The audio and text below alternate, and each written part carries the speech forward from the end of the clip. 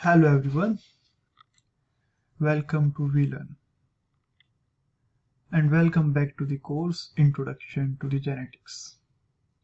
In the last class we studied about principle of paired factors. According to the principle of paired factor, something is passed down from one generation to the next generation and it remains unchanged. Now we will continue the principle of paired factor in this class. So according to the principle of paired factor, if we talk about principle of paired factor,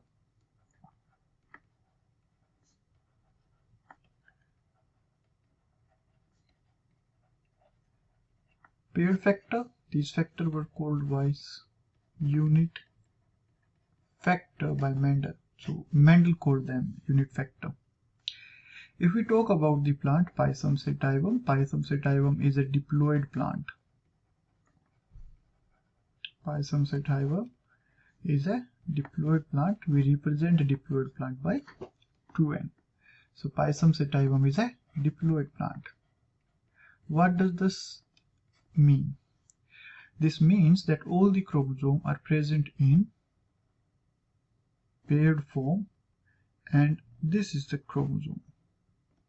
Let us say this is the chromosome number 4 for the Pisum sativum, and this chromosome number 4 is present in the paired form. So this is also chromosome number 4 and this is also chromosome number 4, because one copy they are present in the form of pair, therefore the law is paired factor or principle of paired factor.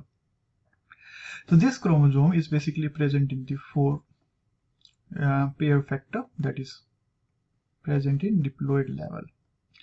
Let us say we have a gene here which is responsible for stem height. If we talk about stem height, you know it. Stem height can be either tall or it can be dwarf. We are representing tall by capital T, that is dominant character is basically represented by capital sign, whereas the recessive character is basically represented by small letters. So let us say this is capital T and this part is small t. That means this form of the chromosome which is present in this condition is basically known as heterozygous condition. This condition is known as heterozygous condition.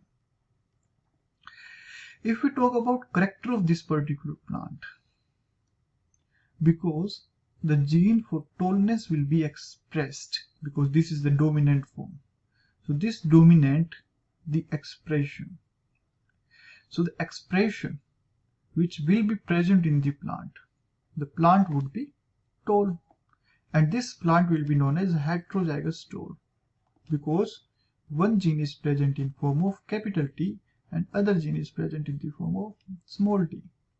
This is heterozygous tall, and the characteristic of the plant will be, of course, dominant. But if we talk about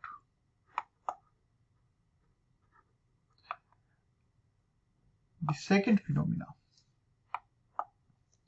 the second form can be this same chromosome, that is chromosome number 4, on which the gene for tallness is present. On one part there is capital T, that is dominant gene is present. On the other chromosome there is also a dominant gene is present, that is capital T. If this situation is present, then this situation is said to be homozygous. These chromosomes are basically same chromosome. The pair of chromosomes which are similar are known as basically homologous chromosome. So these chromosomes are homologous chromosome. Homo means same, homologous chromosome. Homo means same, similar. That is, there are two sets of chromosomes.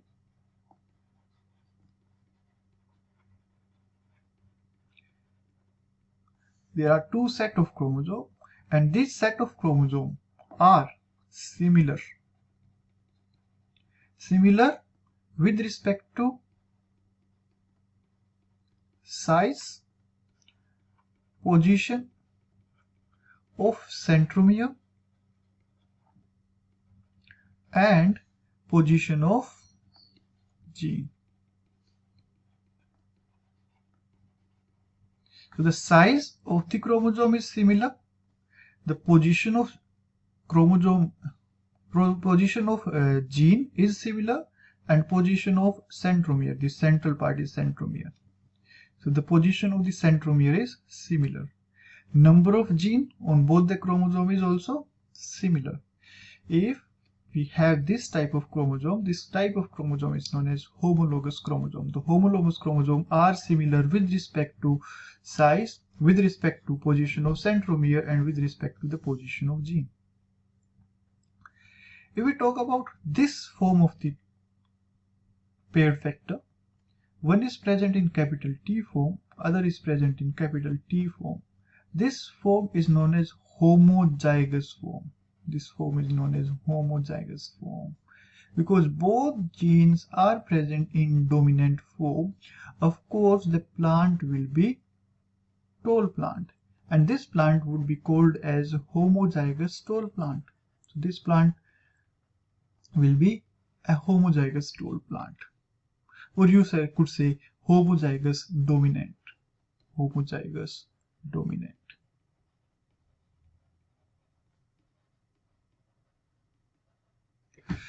The other form of the character could be homozygous recessiveness. This is the chromosome number 4. This is the pair of chromosome number 4. And on the same side, that is around here,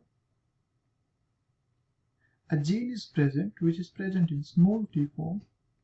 That is, dwarfness gene is present. This gene is basically for dwarfness gene.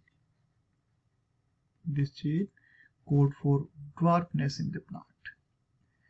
Then the genotype of the plant would be small t, and this plant will be homozygous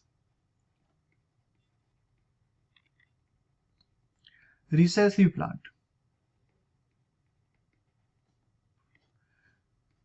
If we talk about the characteristic of the plant, this plant will be, of course, dwarf plant, and this plant is homozygous dwarf.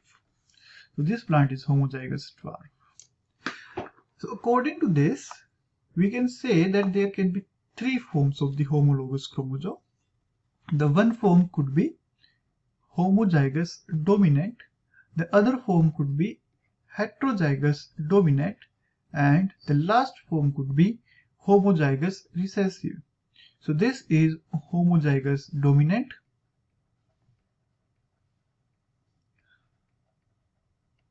homozygous dominant is a condition in which both genes are present in its dominant form, that is capital T, capital T.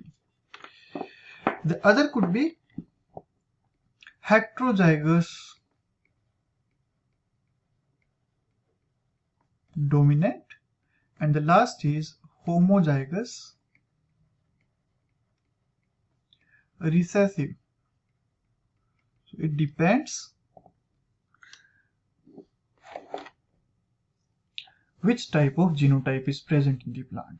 If we talk about the expression, dominant versus recessive expression, dominant versus recessive. All the dominant factors or the dominant gene, if we talk about factor, that means we are talking about Mendel's work. If we are talking about gene, that means they are basically the same, they are basically the same.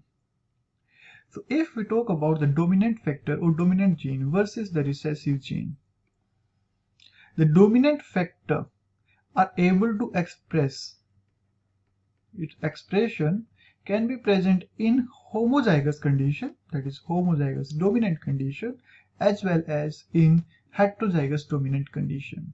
So they can be expressed in homozygous condition as well as heterozygous condition. The recessive gene can be expressed in only homozygous recessive condition. So they can be only expressed in homozygous recessive condition. Only homozygous recessive condition. So this is very important for NEET examination. They can actually ask dominant character.